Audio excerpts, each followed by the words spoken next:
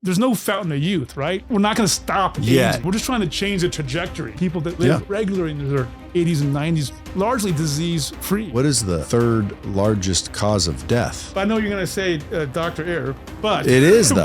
but well, now I'm reading studies that it's not cancer at all. It's parasite eggs. And what's going on with Ozempic? I hear there's like all kinds of If there's entrepreneurs listening and they just want to have more energy and less brain damage and stress, what can they do just on their own without any injections that you know for a fact is beneficial? What it is, Brad Lee back again with another episode of Dropping Bombs. Today in the studio, folks, I got another treat for you. Dr. Todd Stearns in the house. Thank you, sir. Nice to be here. Medical doctor, ObGyn. What does that stand for? It's obstetrics and gynecology. It's just a short. Why gynecology? Study of... but why? Oh, for me, you're saying. Like, that's probably what I would have went into myself. Well, no. But I'm just wondering. Like, no, it's an excellent question. I was older when I went to medical school, and I like doing things with my hands, procedures, and I really wanted to be a surgeon, but to be a specialized surgeon in today's day and age, you have to do 5 years of general surgery residency, usually a year of research, and then like a 3-year fellowship. So at 34, going into medical school, I didn't want to have a 9-year journey before I could start helping people. So ObGyn was great too. And I'm a little bit, I think, ADHD. So ObGyn is cool because there's so many different things you can do. You never get bored. So it was kind of congruent and lined up with my mentality and my desire to do procedures. Do you ever have women that don't want a male gynecologist? Absolutely. Yeah, I was working at Southern Hills Hospital yesterday, and I was helping another surgeon do a C-section, and they had asked that no male doctors, but I was the only one that could help, so they were okay with it. Isn't that discrimination? No, I mean, I think it highlights some of the older dogma, right? That is existing, that women feel a little more comfortable, and that's natural. Women feel more comfortable with a female provider, and that's luckily we have a lot of women in the field.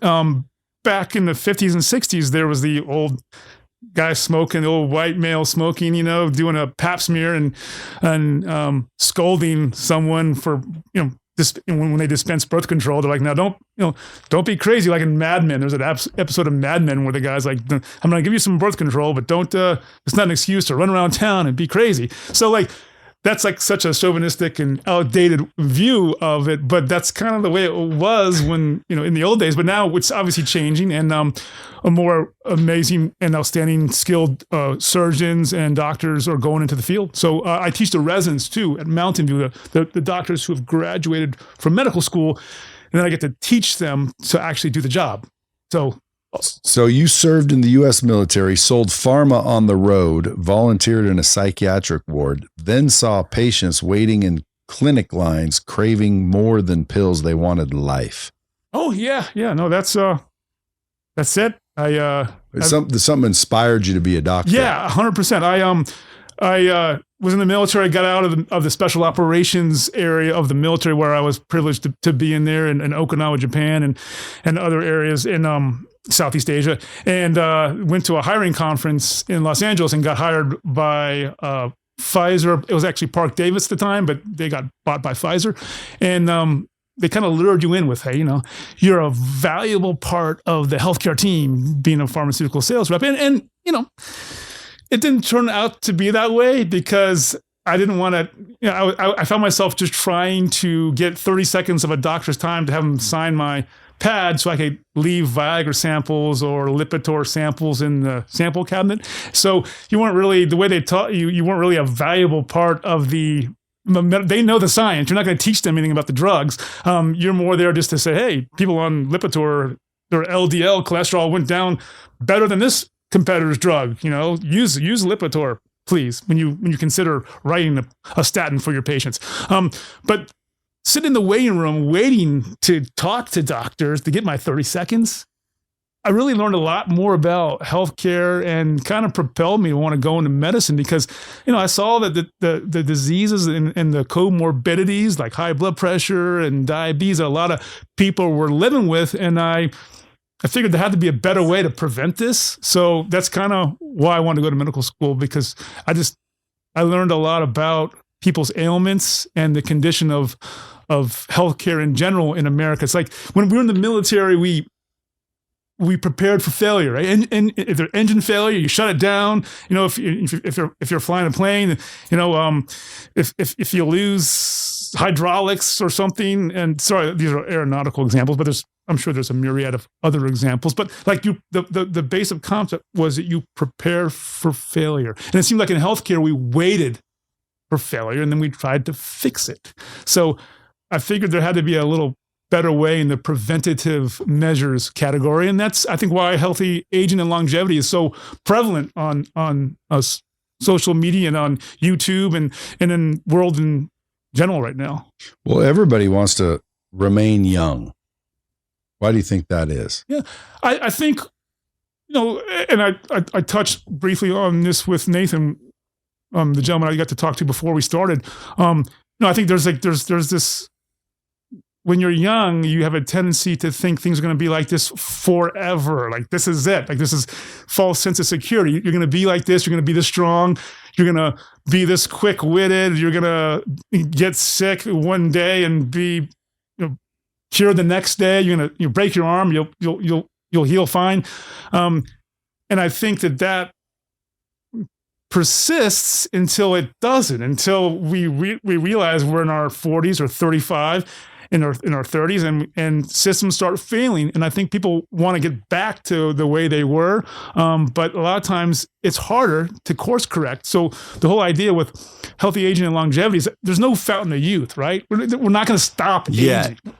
Yeah, you're right. There could be, I guess, if you drink from the Holy Grail, maybe if we find it, or if you find, what is it in Florida? St. Augustine, the fountain of youth somewhere in Florida. Is it? I think Ponce de Leon, one of the conquistadors. Well, they didn't find it, obviously. I think they were looking for it. Wouldn't that be nice if it were true? Yeah, it would be nice, but it doesn't exist. So rather than I don't really agree with the term anti-aging. I prefer healthy aging because we're just trying to change the trajectory of your aging journey. We're trying to take it from where your body starts compensating in your 30s and 40s and 50s, and you have to take all these meds. Maybe we could raise the course correct early and then maybe live free. Like you've heard about the blue zones and people that live regularly in their 80s and 90s, largely disease free. Well, why do you think that is? Is it the fish? Is it the diet? Yeah, no, that's an excellent question. They've done studies and I've talked to my patients about this, and there's been an attempt to try to find the common denominator from all these things. And I think you just hit on a couple of them right there. The diet, they eat a diet that's, surprisingly, I thought would be a lot of fish too, like from Okinawa, that population they studied.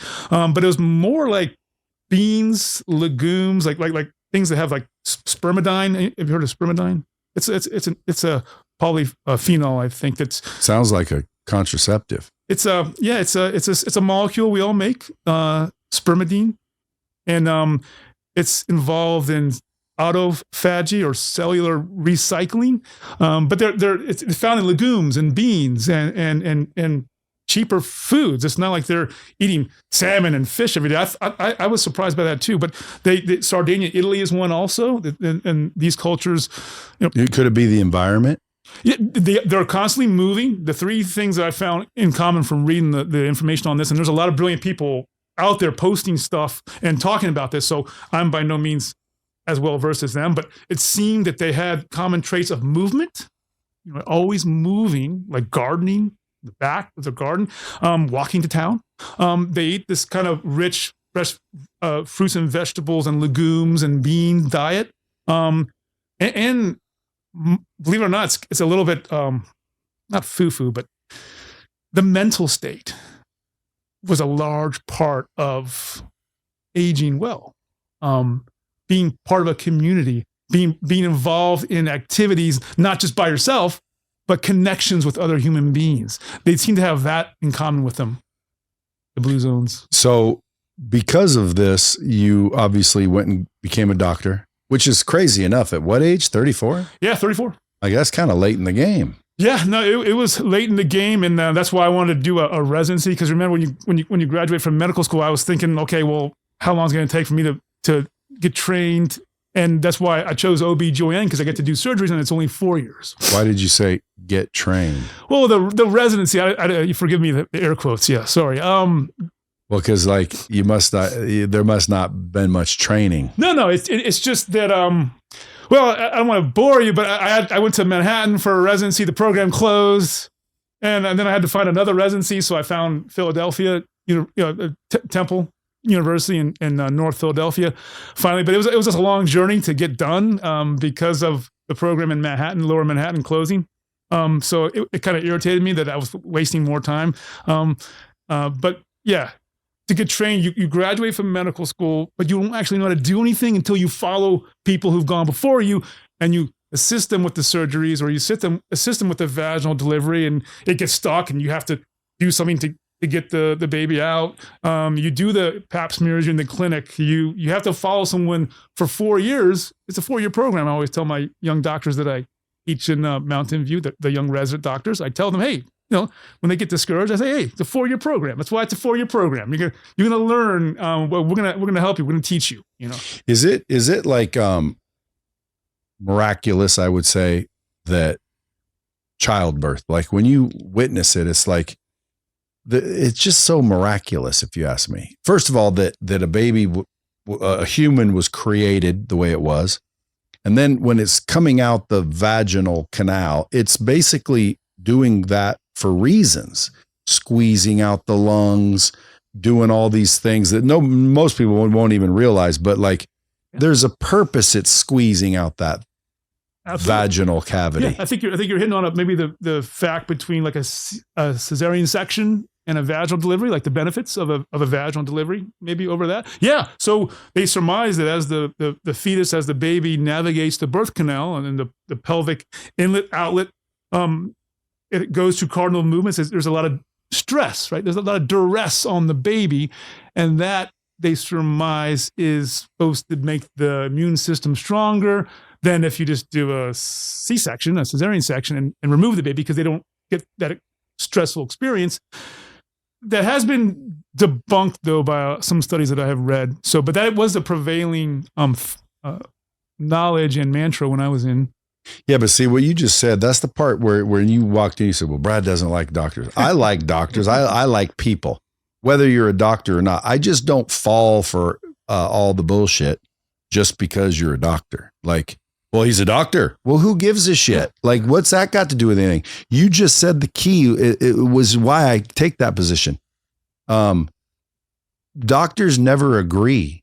Like you just said, I just read an article that debunked that. So before that, all the doctors were all, yeah, that does this. When in reality, let's assume whatever you read was true. Because again, just because they debunked it doesn't mean that's true either.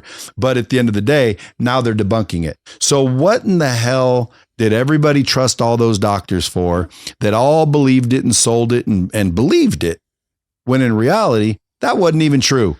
And he was a doctor telling you that. No, I so, but it happens all the time. And that's why I don't understand. I mean, I'm not saying don't trust doctors. Of course, they know more than you do. Of course, they studied for years. You definitely should listen to a doctor, but factor in a lot more than just the doctor said. Yeah. No, the doctor said, well, I guess that's that then. No. The doctor said. Yeah, no, 100% agree. There's certain standards of care, right, that are derived from what you said, from the studies, that, and also level of evidence, right? So when they're developing, like, internal medicine doctors, when to treat people for high cholesterol, for example, they follow these standards of care that are developed from these studies. And right, you rightly studies from who? You rightly pointed out, the source matters. Of course, it matters. The level of study matters. Like, we know that a randomized controlled trial, right, is the highest in academia. It's the highest level of scrutiny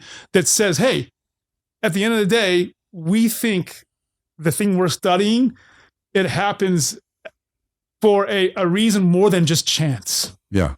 And but you're right though. Expert opinion could be a level. There could be a biologist or a PhD, like you've had several skilled PhDs in academia on your program. They're going to know more about something that I don't know about. So that could be the level of that. Yeah, but again, do you trust them? I think if you have nothing else and they're the expert, the content expert, then you see if it applies to your particular patient, right? But do you trust them? You have to, if you're going to try to help someone, I think you have to extend a level of trust. If they're a level, yes, but full on trust, no. No, I don't think blind trust. Like if I go to a doctor and they say, "Hey, you've got cancer," I'm going to another one. Why? Yeah. Well, because I don't necessarily trust that guy. And by the way, they've been wrong before. No, absolutely. It's like Steve McQueen, right? Like the essence of cool, right? Steve McQueen. What is the third largest cause of death? Oh, so I break it down by age now. But I know you're going to say Dr. Air, but it is though. but that will fall into the it's a subset of let's take it from birth, right? 0 to age 44. What are we dying from? Accidents. Unintentional injuries, right? And you're right. A subset of that unintentional injury would be a physician perhaps messing up. Being wrong. Yeah. But then from 44 to like 65, we go into the cancer.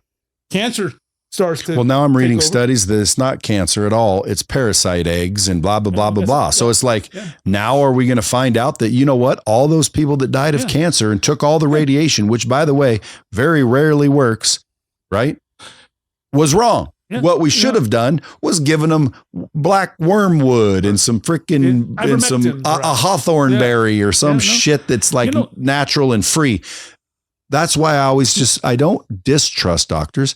I just like to hear more than one opinion because 100%. Everybody's like, well, this is a doctor. I understand it's a doctor and I respect doctors and I listen to doctors, but I listen to multiple doctors. And what I found was they don't agree. Yeah. And if they don't agree, well, then who's right? Yeah. No, I just think, like a religion. I think you should doctor shop if you're not satisfied with what you're hearing. I mean, I think, if someone comes to me and I'm like I'm measuring the baby during pregnancy and it's big. Oh, you know what? I think this kid is too big. I'm going to have to do a C-section. I don't think it's going to, I think your pelvis is too small. It's not going to traverse this. The baby won't be able to traverse this outlet and inlet, and you won't have a successful vaginal delivery. What would happen in that case? Oh, well, that's usually a arrest of dilation. I know, but I mean, do they die? What happens? So that's thank you for this segue for maternal morbidity. Like it was like 50%, right? Back in the 1900s, right? Like now, it was? Yeah. There was a 50% chance of dying during childbirth. And it was just, until that's why ObGYNs exist, right? Now we have, it's a 99% increase. It's like 0.02 maternal morbidity. So back in the day, it was dangerous to have kids. Extremely, especially given the fact that there was medicine men, or there was the knights, the king's doctor, but it was just like potions, and I'm not sure what they were using, but it was a situation where they followed someone else, right? So that they didn't know how to do it. But the fact that remains that it was so dangerous to give birth back in the day, and because our brains are big, right? We're like Bambi. That just humans have a large part of their body is their head and their brain, right? Some people have bigger heads than others, but the point being that you don't just fall out like a deer, ready to go. Yeah. So we exist as a specialty, ObGYNs as a specialty, to do things if the baby's not coming out, right?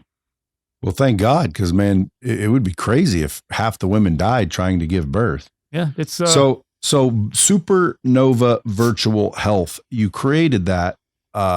Explain what it is and why you created it. Yeah, so SuperNova, like the power of a supernova star exploding. I thought the name was kind of resonated with how people want to feel, like strong as they age. But that is a individualized testing, extensive testing and therapeutic service that's done in 6 states New York, Pennsylvania, Colorado, Wyoming, Virginia, and Nevada.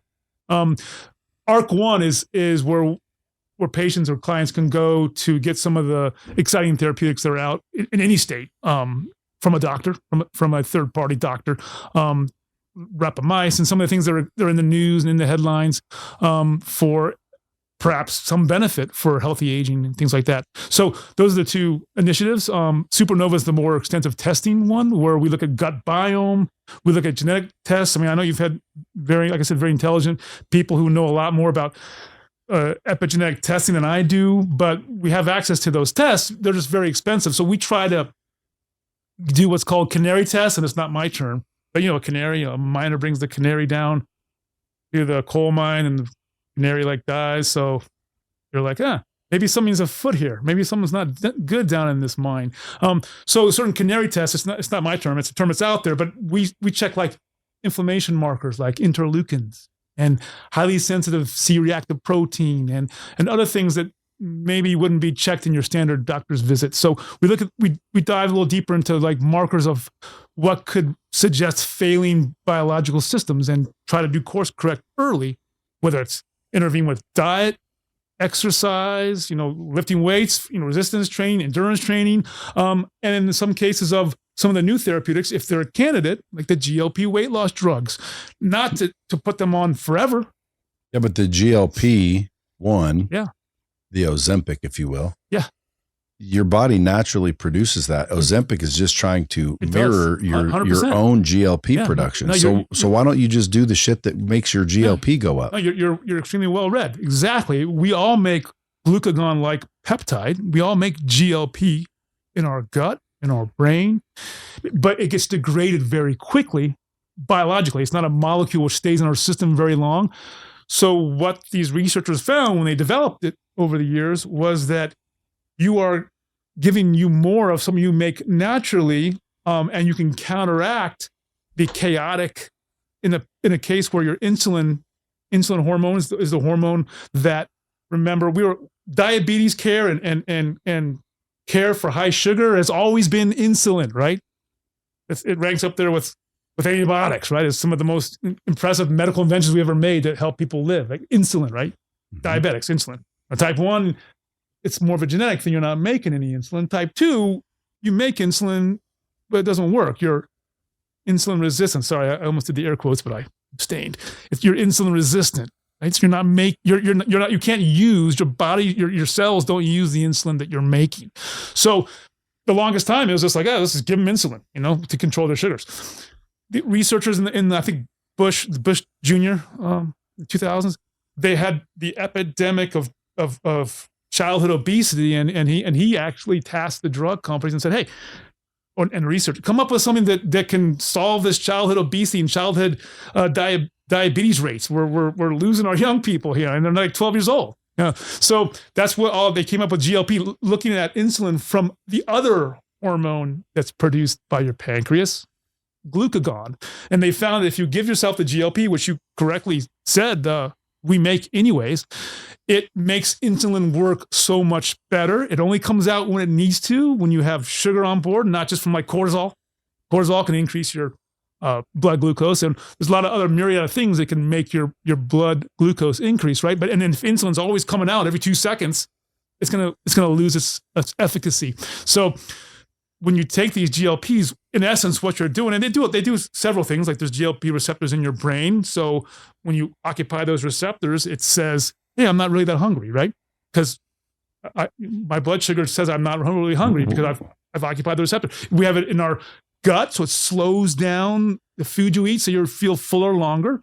But the main thing it does, it makes insulin work so much better, the GLP. So if you have, I like to compare it to hormones. I put someone on, a young woman on birth control, right? She has hormonal chaos up and down, like estrogen, progesterone all over. She can't think. She has heavy periods, heavy menstrual cycles. She has headaches. She's irritable. We've all heard the, age-old adage, it's time of the month, whatever. So when we give someone birth control pills as OBGYNs, we're taking that hormonal chaos and we're evening it out with an administration of a certain amount of measured hormone in a cyclic fashion the same thing can be said for the new GLPs. If someone has metabolic chaos where they're chasing glucose level with insulin coming out every 2 seconds, you're just, by giving them the GLP once a week, that sub-Q injection, you're just evening out the insulin signaling and the metabolic chaos. How come they don't figure out why it's happening? Well, the prevailing theory of insulin resistance, why it's happening, like you say, is they think that it's just, you need insulin to come out to get any food, energy, glucose, or anything you eat into your muscles, into your fat, adipose tissue. You need to get glucose. Well, working out does that. Yeah, so that can increase your insulin sensitivity. Exactly. Yes. So why not just work out before you eat? Yeah. So these are for folks who maybe need a little help because they're too far gone to just correct with working out. So we reset the energy requirement. Do you believe that though? And I'm asking honestly. I'm not being I hear you. Doubtful, but as a doctor, do you believe that that's the best action? Like, to me, if I'm a doctor, the only reason I would be a doctor is to help people medically. So if you came to me and I know I can just stick you with a drug and it'll even it out and you'll be fine, go home. But if I also knew, if you start working out and you stop drinking and you stop being a lazy pile of shit, sure, you won't need this. So like, as a doctor, I would say, go do this. And then if they came back and they said, I don't want to do it, I just want the needle, I'd have them sign a disclaimer and say, all right, go ahead. Because what's going on with Ozempic? I hear there's like all kinds of shit. No, I mean, could I paraphrase your question and just kind of maybe change a little bit to say, do you think that GLPs are for everyone? And the answer is absolutely not. Yeah, well, obviously not. But like you see a lot of these fat people getting on Ozempic and then they get thin and everybody's happy. Well, a year later, they got bigger issues now. Yeah. So again, I would have rather have been fat and healthy than thin and dying. Yeah. The hope for me, the way I view this class of drugs, and like I said, not everyone should be on it. If you have sarcopenia, like if you have muscle mass loss, thyroid stuff that's crazy, like medullary inside the thyroid gland, not the surface, but if you have weird neoplasias, like we call it multiple endocrine neoplasias, you should not take it. But for people who need a bridge, because we say, hey, you got to start working out. Research shows if you have more muscle mass, your insulin sensitivity is going to be way better. As a way to spur them into action, our theory is we do cycles of it for 3 to 6 months, and then that kind of resets your energy metabolism, you change your diet. It gives you an impetus to change your diet. It gives you an impetus to work out. And the hope is that when we stop the drug, that you've adopted that, like you say, the healthy lifestyle of exercise, of weight training, of moving, of eating better. That's the hope. You're right. I don't want anyone to have to take a medicine the rest of their life. That seems horrible, right? I would always just look for the natural method. I believe there's got to be a natural remedy to everything. And it may not be their favorite option, like steroids. People want to get buff fast. Well, steroids will help, but you still got to work out. Yeah. So if you take steroids and don't work out, you don't get ripped. Right. You get ripped because you're taking steroids and you're working out, which is basically speeding up and accelerating the repair and rebuilding of the muscle. It just accelerates it. But what's the damage it's causing? Because again, I don't see a lot of old bodybuilders.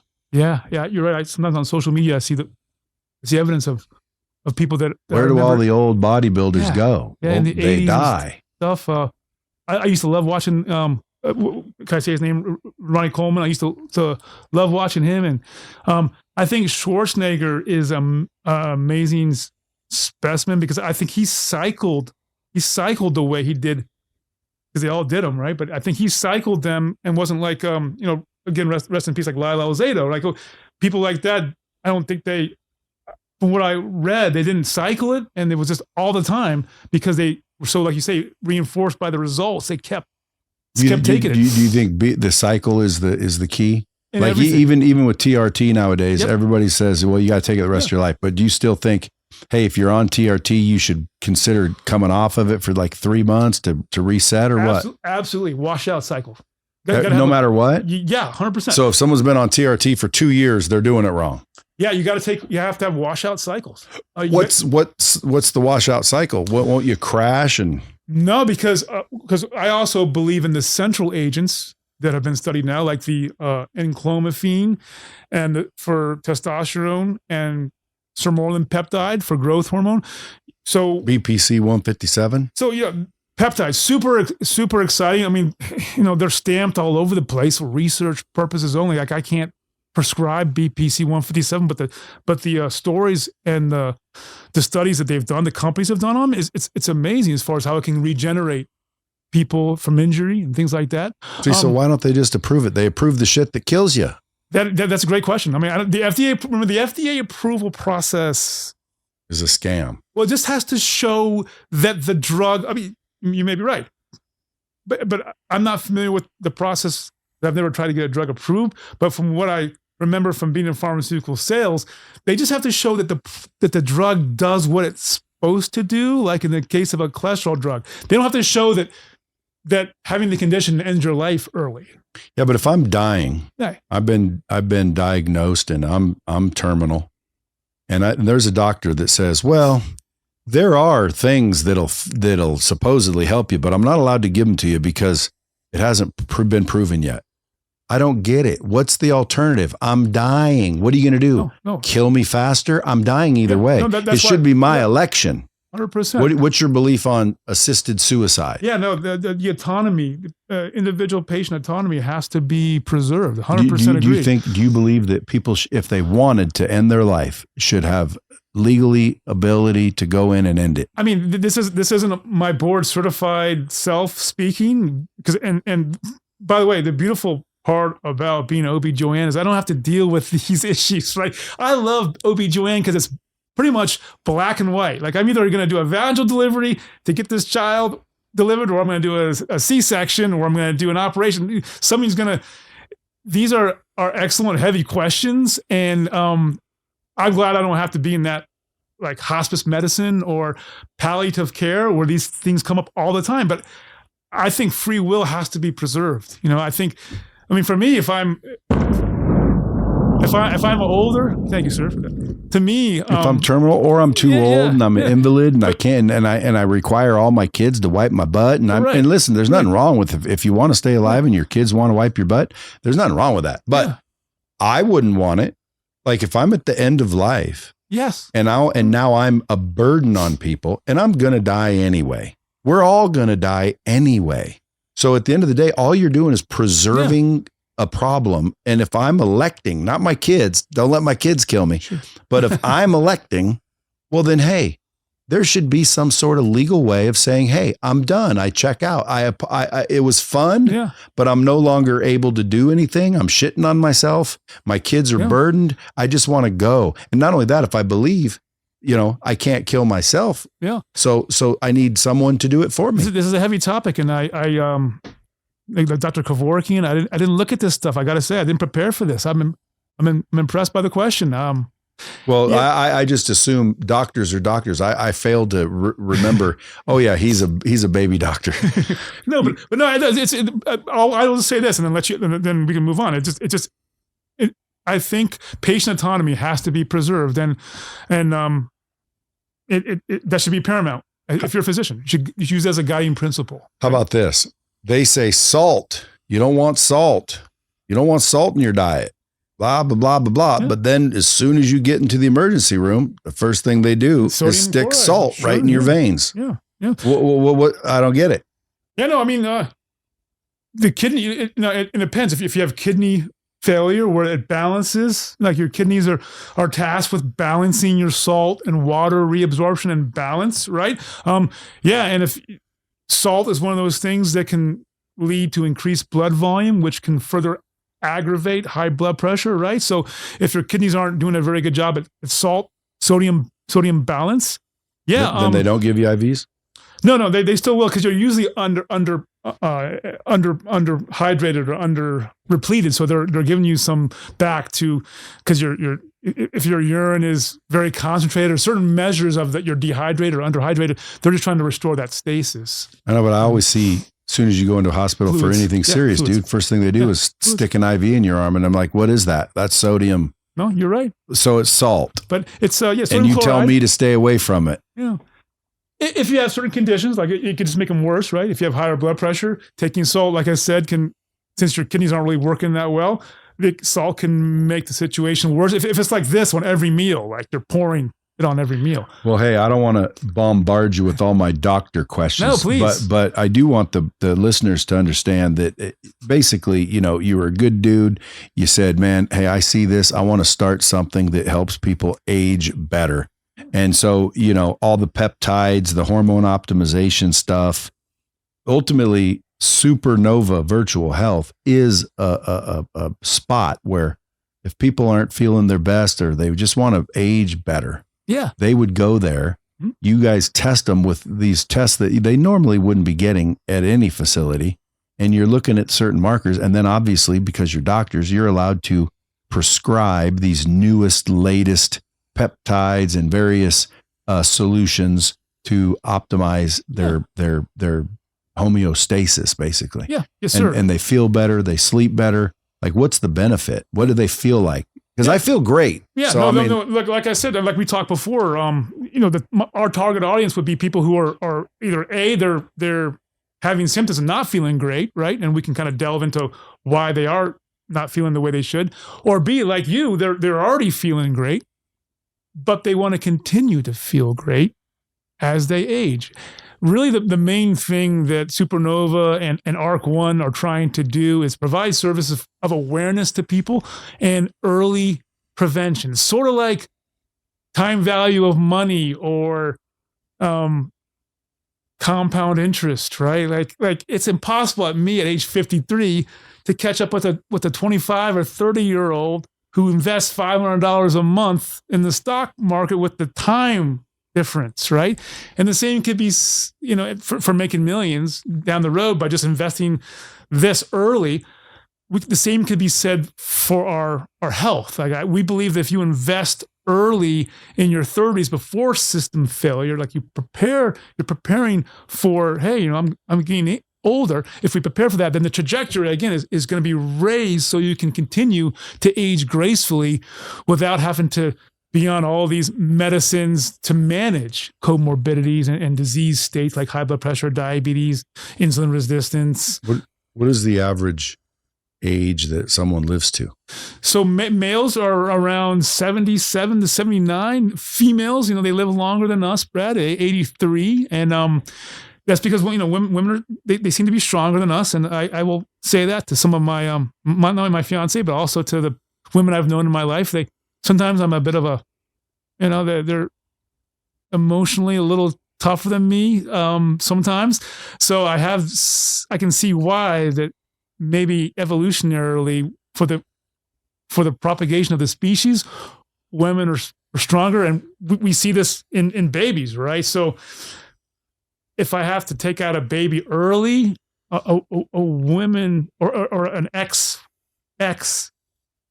baby with genetics of a female compared to the same gestational age, say it's premature, like 32, they tend to do 32 weeks, where 40 weeks is what we're trying to get to.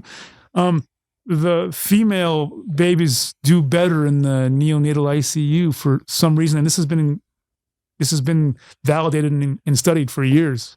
Interesting. Yeah. Have you ever seen a baby get born with both sexual parts? I have not seen a hermaphrodite. No. But they exist.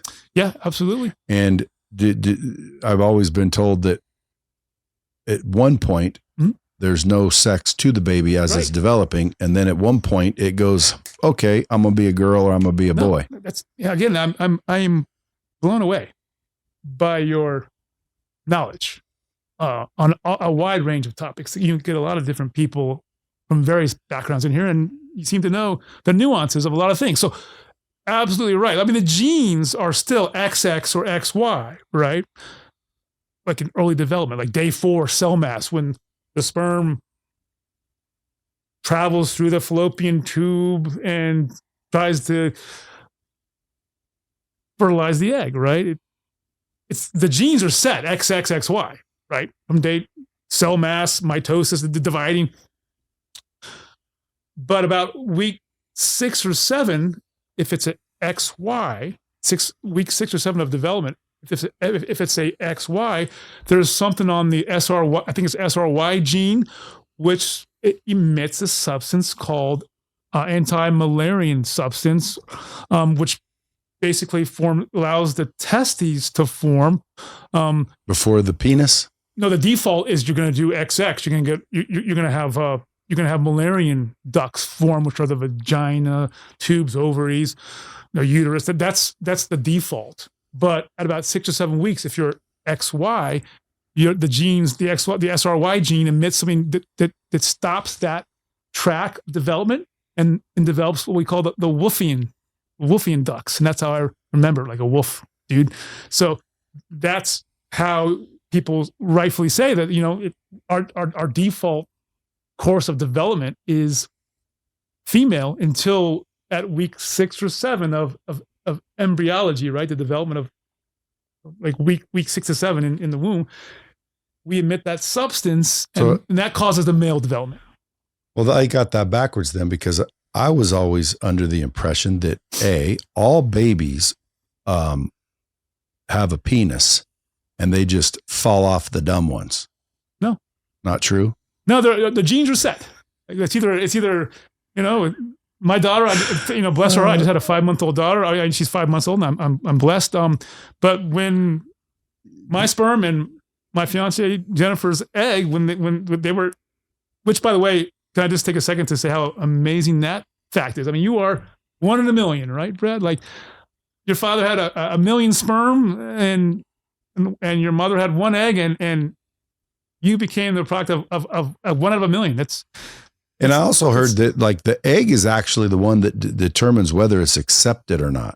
Yeah. It's not the fastest one. Oh yeah, there's a force field that goes, probably several sperm, maybe 50. I'm not sure the numbers, get to the egg, the zone outside the oocyte, the egg, right?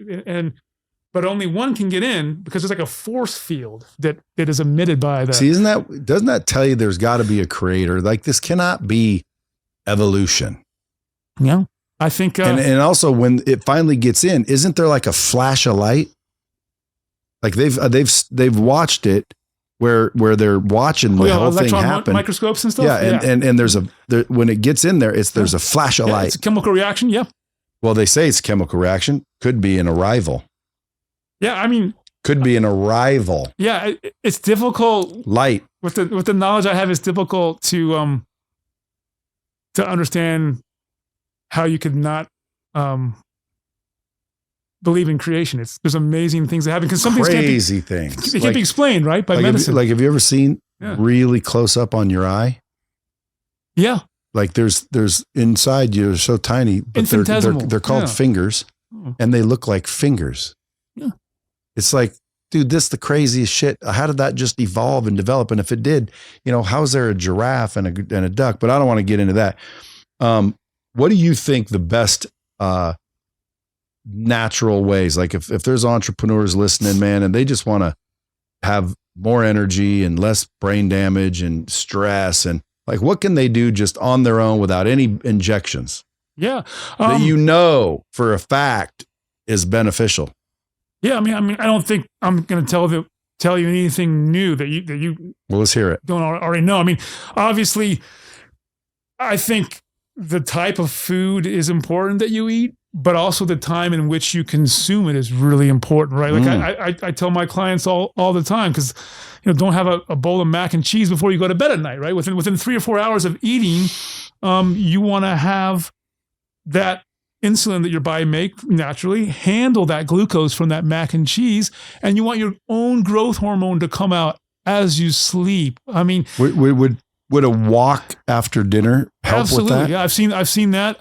When you're mobilizing after your blood, everything goes into your stomach and your gut and the parts of your intestine that is taking the food and the energy in from the glucose from the foodstuffs.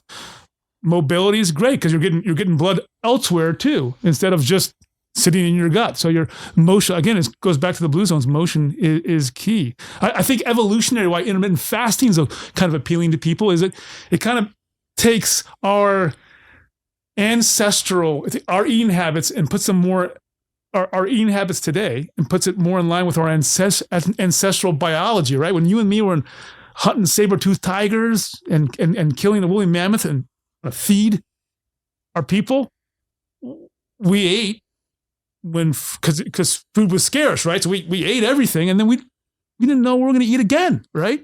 So that's why there's a lot of smart people out there.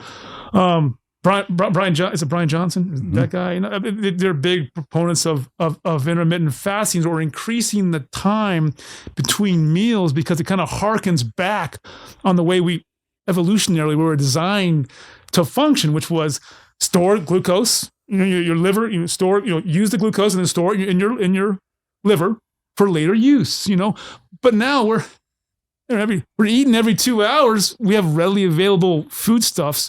Food is not scarce. So we get overwhelmed with the storage, right? We store it in the liver, and then the liver can only take, like, I think it's 100 grams of glycogen, of stored glucose, and then it starts making fat, right? It starts storing as fat, fatty acids, triglycerides. So the idea would be eventually to get with intermittent fasting, just real quick, would just be to kind of not be solely dependent on glucose as a fuel, and kind of a healthier metabolic state would be to have your body be able to switch between using glucose and then burning triglycerides or free fatty acids as a fuel source, right? So that you're not always relying on glucose. So that's why intermittent fasting, I think, is popular. Do you believe in it? Yeah, absolutely. I do it probably twice a week. And when I do it, it's limited, meaning I'll get up, I'll have my last meal at 7 p.m. And in the morning, I'll have like maybe a Brazil nut or pistachios, something with a low glycemic index, because I don't want insulin to come screening out and trying to manage that. And some black coffee. I'll do that maybe twice a week. And then the first meal I'll eat will be lunch, you know? So that's like my modified intermittent fast. I was intermittent fasting for a while, and it worked. It got me pretty lean. And then I think it stops working after a while because I wasn't getting any leaner. And in fact, I think my metabolism may have altered. And that's another thing. Like, your body is so smart, 100%. You're not going to fool it. Yeah. So, I mean, at the end of the day, you go this way, and then your body adjusts, and then that shit don't work. Then you're back to this way. Yeah. And it's almost like, listen, instead of trying to outsmart nature, well, my thought is embrace it. And again, that's why I don't like medicine, because I think medicine might solve the problem currently, but it might cause bigger problems later. So what's the natural way to do it? And that's, I wish, people say, well, that's called a homeopathic doctor or holistic, or what are they called? Functional medicine. I don't even know, but I like all kinds of doctors, because if I broke my arm, I want to go to a doctor. But if a doctor's telling me, hey, you need your cholesterol at this level, who taught you that? How do you know because we're all individual. We're all fairly unique. I mean, yeah, we all have livers and whatnot, but like, how do you know high cholesterol is a bad thing? Well, they've done studies apparently. Well, now I'm reading studies. Tell me if you've seen them where, oh, sorry, that was incorrect. Yeah. High cholesterol is actually a good thing. Have you heard that yet? Yeah, I have. So that's why I'm like, damn, dude, can we get some damn consensus, please? No, and it's tough. You're right. Consensus among so many disparate opinions is tough to get. And I hear you. I mean, so what do you think? High cholesterol, good or bad? I mean, so we need cholesterol, right, to form androgens, steroids, our hormones. We need cholesterol. What about estrogen? Yeah. Males need estrogen too. We all make the same hormones. That's why I feel comfortable talking about male hormones, because we all make the same hormones, testosterone, just in different amounts. Yeah, but I read the other day, higher estrogen is not good for a man. And then I guess I read another study where, I wouldn't say a study, I'd say an article, because I don't read the actual study. Sure. I read an article that was saying the higher the estrogen actually is lower the risk of heart attack, because women have less heart attacks.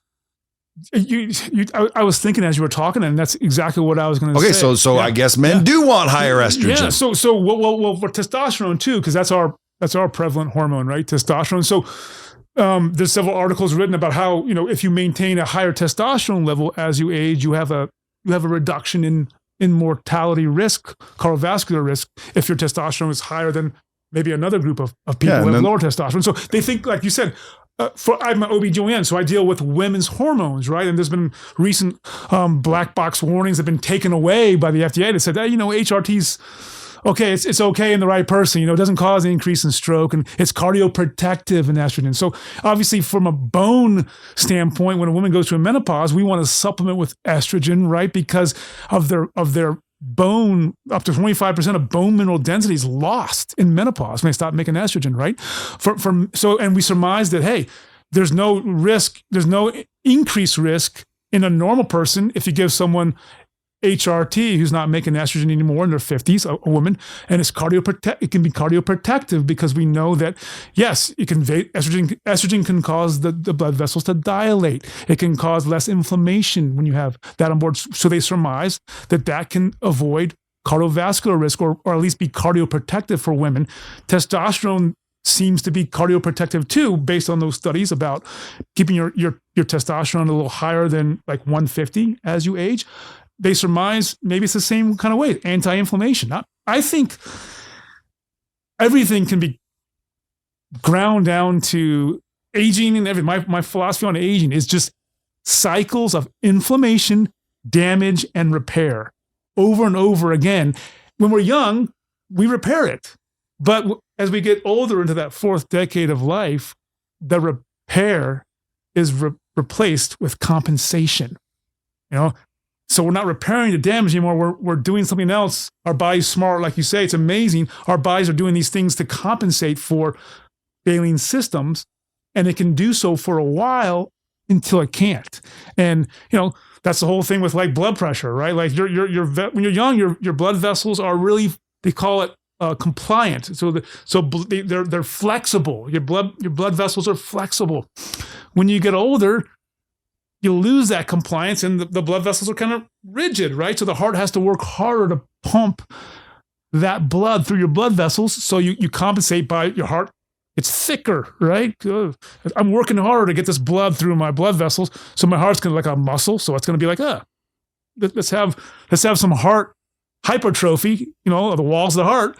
But then that leads to congestive heart failure because as the muscle gets thicker, there's less space for the blood to be in your ventricles. Less blood gets out each time because the muscle's too thick. But yeah, all it can be done, all it can be summed up is I think aging in general. They're talking about like rapamycin. They say, that the smart people like Brian Johnson and Peter Attia talk about telomere shortening and inflammation that causes your DNA to shorten. Your DNA is on these structures, right, called telomeres, and they shorten. So by giving an immune modulator, which is what sirolimus or rapamycin is, you're a low dose, not like the dose it was used for, which was organ rejection from an organ transplant. You're using like a low dose, like less than 1 milligram a day. They surmise that you're stopping inflammation from causing those telomeres to short by something called mTOR. I don't want to complicate or bore you, but it's a cell signaling pathway. It's involved in apoptosis, like a cellular death, or autophagy, right? The cell recycling. So you're intermittently stopping those signals with that mTOR, and it's a abbreviation which means mechanistic target of rapamycin. It's just a certain cell. Can you prescribe people rapamycin? Yeah. So how if I come to you, you can just give me rapamycin. Yeah. So we do pills, and I follow the recent study from a gentleman out of San Diego. I forget his name, but we do cycle. We do 5 to 6 milligrams a day for 2 to 3 months, and then can I measure my telomeres before and after? You could if you have the resources. Which I'm sure you do. You could. Can you do it for me? We don't have that capability, but because dude, I mean, if I knew for a fact, that my telomeres were lengthening, then I want rapamycin. Because dude, I think the telomere studies show beyond like, wow. Yeah. But if you're telomeres are longer, your life is longer. Yeah. And that's really highly specific and expensive epigenetic testing, which we don't do with mine, but you can have it done 100%. But they've already proven that with expensive tests. So, but you can see where sorry, I'm going to interrupt you, but you can see where you are on that timeline, right? I don't care if rapamycin will lengthen them. It doesn't matter where I am. If they'll lengthen them, I want it. I think it's surmised not so much to lengthen, but to stop shortening. And how do the size of one's penis get determined in the babies? No, it's like some guys guys get the micro penis and some guys get the monster penis. What happened? That is an excellent question. Again, caught off guard, but impressed. Well, I mean, everybody wonders. I think it goes down to like shower versus grower because, I've been in locker rooms throughout my whole career, played rugby in college. And I think, it depends on genetics, obviously, the way the natural state of it is. But like when you have, it's just a vacuous space, right? The corpus cavernosum of the but something signaled this one's going to get a big one.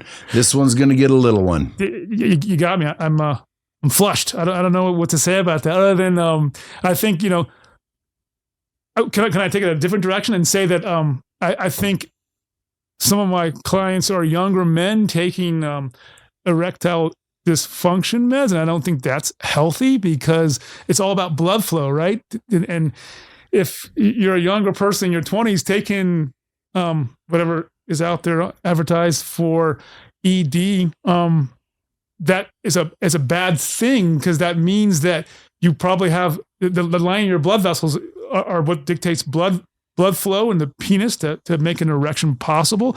And if that's impaired, you're not getting an erection without taking a vasodilator like a sildenafil, like a Viagra, or a tadalafil, like Cialis.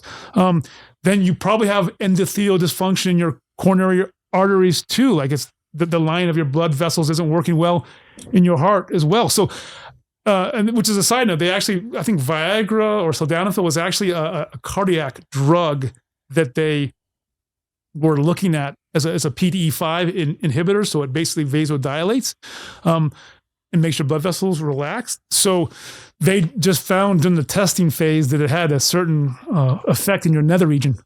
And that's why they marketed it as such. But I always tell clients who come to me wanting that, and I find their age, I'm like, let's do another study too to make sure your heart's okay because you're a young healthy man, or you shouldn't have to take these unless it's like a performance thing, which is a whole nother. Well, that's what the dumbasses are doing. They're not doing it because they can't get a hard on. They're doing it because they want one for 4 hours, which is stupid. Yeah. Yeah, I've been in nightclubs in Manhattan where there's like a bowl of Viagra, like M&Ms. I've seen that. Yeah, well, I've tried it, and it gives me heartburn and a stuffed nose, and it doesn't. I think the whole 4 hour thing is a marketing ploy. Mm-hmm. I've never had one for 4 hours because I took one. I've seen priapism, which is like you can't get the erection to subside. I've seen that in what do you do then? They have to take a needle and vent it. My God, sounds painful. You can't just rub one out. No, just the actual blood in the penis is like it won't be reabsorbed. It's stuck out there. But why? Is something blocked? The vasodilation, the nitric oxide and the phosphodiesterase, the PDE, which is involved in the contraction and relaxation of it's faulty from the medicine, and it just won't relax. It won't relax. So people are going to be listening to this going, what did you talk about other than all your doubts about medicine? Well, at the end of the day, you're an OBGYN, but SuperNova Virtual Health is not for baby doctors. I mean, it's not for women and babies. It's for everybody who literally wants to grow old a little more healthily. Yes, sir. Start with a test, see what's going on, and then uniquely to the individual, figure out what you need and then prescribe it basically without leaving your house. Sir. Is that right? Couldn't have said it better myself. It's kind of like the mantra of your show, which is, we like to take the information that we have, like the best, latest evolving information about healthy aging and longevity, and pass that to people who could use it, who could need it. And like you said, it's very individualized, not one size fits all, because we all have unique fingerprint. Well, there's a lot of stuff going on, and there's a lot of studies, and there's a lot of new stuff. So I would recommend everybody go to the site and at least check it out. I would highly recommend you guys get tested, even if you don't do anything, because those tests, man, they will freaking tell you some shit. And like you said, you can take action before you need to take meds. You could change your lifestyle. Dude, that's what you have to do. Like, don't wait until you have an issue. I was talking to a guy the other day. I believe, and he does too, and I think it's been scientifically proven that we're all basically frequencies, right? 100%. Okay, so he's been messing with frequencies his whole life. Well, he can check a test, and it will show frequencies of pathogens. It'll show all kinds of frequencies, and then beep, tune it with a frequency, and all of a sudden, it almost resets your frequencies. And all of a sudden, dude, Lyme disease and this and that are going away and disappearing from people. Or the most amazing example of what you just pointed out, which is, by the way, again, I'm very impressed by your breadth of knowledge, Brett. That people have movement disorders like Parkinson's, right? And intention tremor, like they put their finger to touch this microphone and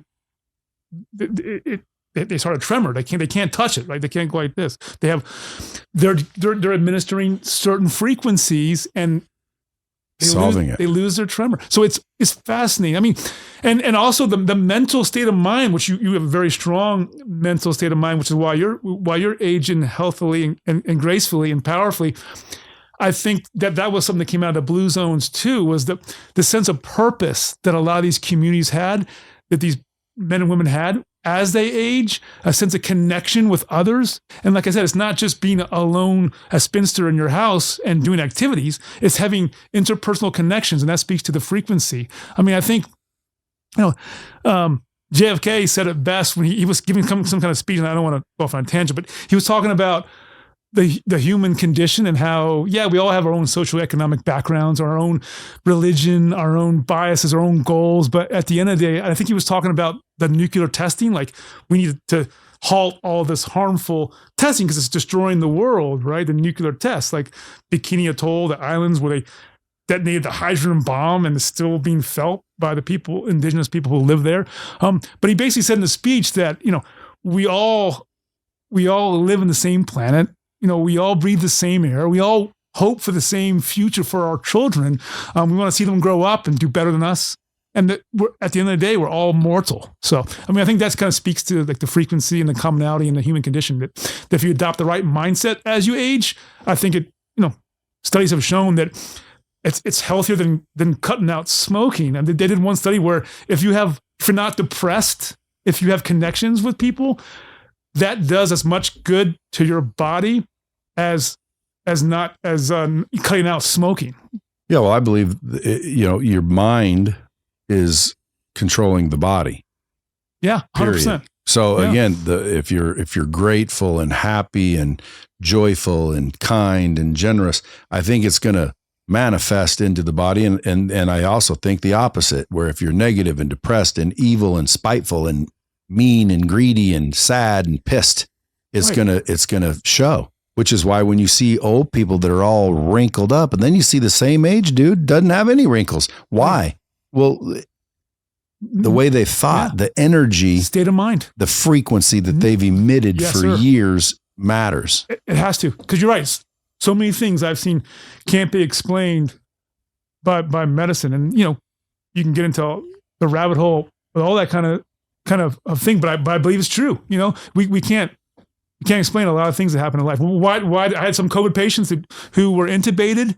When they were pregnant, like in Colorado, I was working, I think during the pandemic, and there was intubated pregnant patients with COVID, intubated, like in other words, they had a tube down their mouth so we could keep their oxygen level high, so that the uterus was getting enough oxygen for the baby. It has to be above like 95% on the little pulse ox thing, and they were like in the 70s, right? So the baby's not getting any oxygen right through the umbilical cord. Some of these people just miraculously, like I'd go see them sometimes and just touch their hand or something and just watch them. They wouldn't change for days.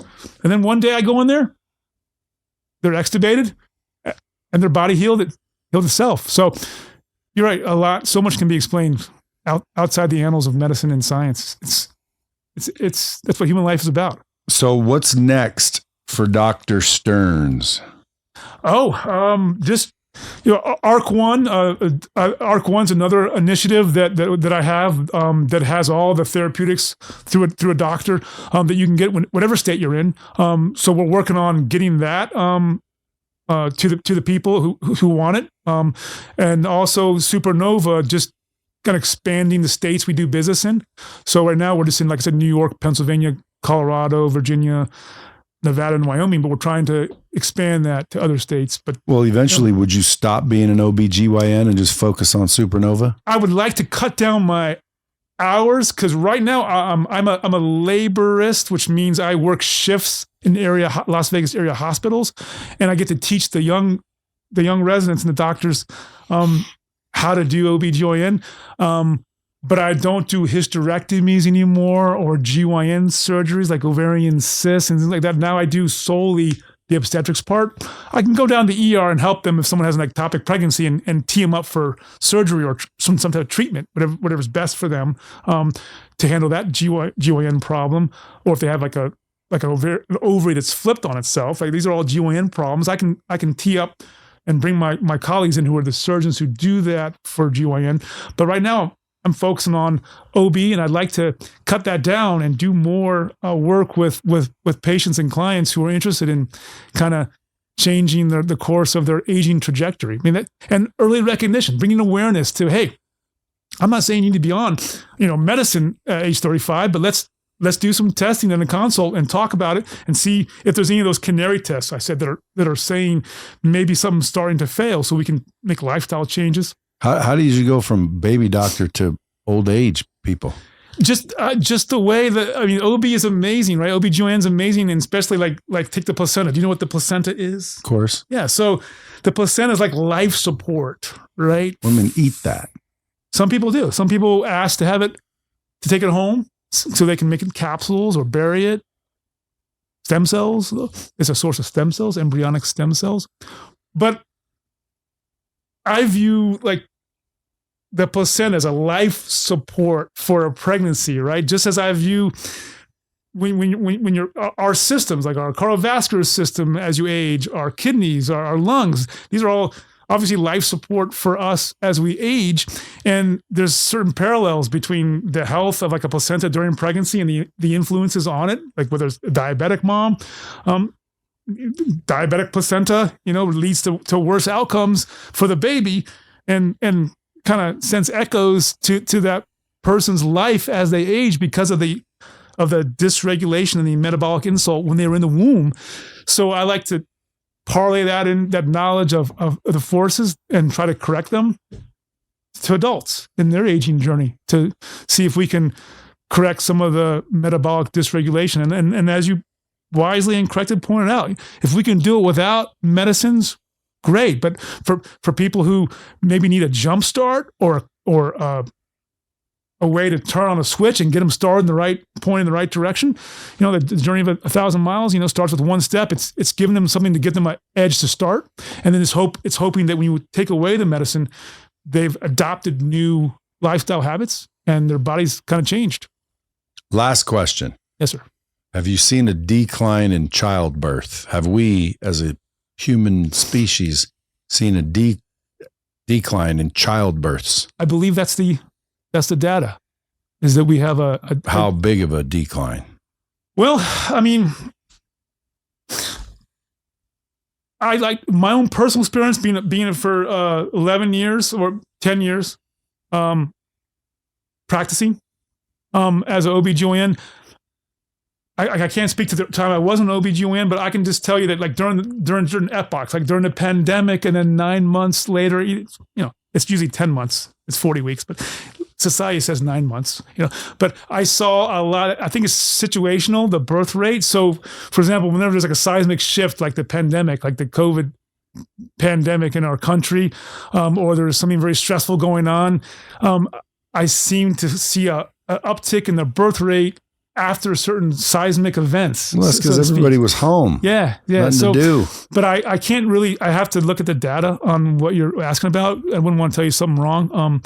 But I'd like to know that, because my hunch is that whole pandemic was some sort of mass sterilization attempt. Yeah, I've read some articles talking about that. Because dude, there are very powerful, wealthy people that meet, and their worry is that we are too populated and we are going to run out of resources. I think that is nonsense. I've flown in an airplane and there's so much space you can't even imagine. But these guys, they're sitting around meetings saying, hey, we're overpopulated. We need to do something about our birth rates. Right. I think we need to do something about how many of us there are. And I think there was a global thing where that shot is going to keep babies from being born, as many. Yeah. No, I mean, look. But I could be just a conspiracy nut. No, I mean, look, I think it's a big world. I think there's enough of a world for everyone out there. I mean, the problem is that, and what I teach my residents is we try to give this life, why we work so hard to do the stuff we do in obstetrics, is to give this kid, this life, the best chance of starting out so they can achieve something, right? Because they can't fight for themselves in the womb. So we have to fight for them. Because I think if you start off behind the eight ball, then it just doesn't portend, life is hard, right? So we want to give these kids the best chance to have a successful life. And I think it starts in pregnancy.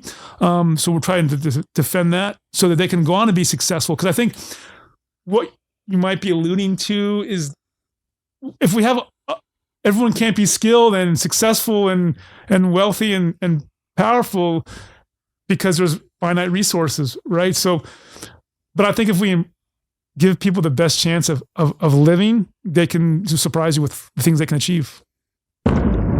See, folks, started out helping the babies. Now he's helping us old people.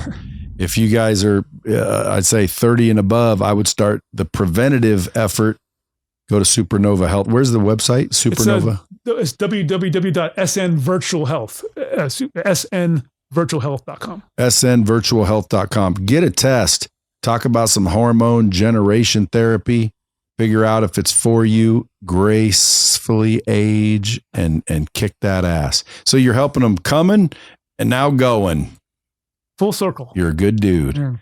Thanks for coming in, folks. You can go follow this fella. And by the way, what's your Instagram? It's DRT SuperNova, sir. DRT SuperNova. Go follow him on Instagram. He drops a lot of good content there. Dr. T website. This says SuperNova Health virtualhealth.com. That's not right. It should be SN. Yes, sir. It should be www.snvirtualhealth.com. snvirtualhealth.com. Hit him in the DMs. Blow up his DMs with questions. He likes helping people. And as always, till next time, keep it real.